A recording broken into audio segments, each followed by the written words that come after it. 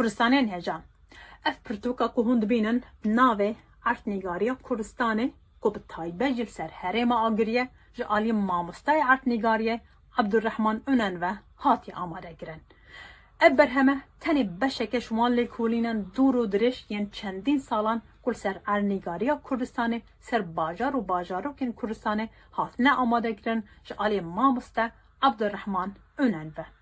Yekû vê berhemê vê lêkolînê bixwîne dê bi giştî gelek tiştan fêr bibe ser herêma Agirî. Dir ser deşt, çiya, zozan, gol, germav, kanî û rîbarên vê herêmê fêr bibe. Her wisa dir ser gund, navçe û navendên herêma Agirî fêr bibe. Ya herî giring ew navên rasteqîneyên Kurdî yên van cihan dê fêr bibe û ew navên van cihan yên ku dagirkerên Türk ji zimanê Kurdî guherandine bo Türkî.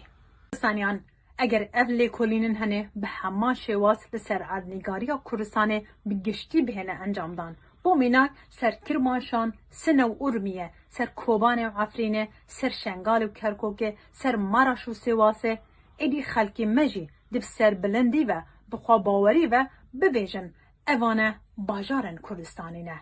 Em hêvî xwazin ku ev lêkolînên he ser Artnîgariya Kurdistanê bi zimanê Kurdî zêde dirbin. Da êdî zarokên me jî perwerdeya ser dewlemendiya Artnîgariya Kurdistanê bi zimanê Kurdî werbigirin.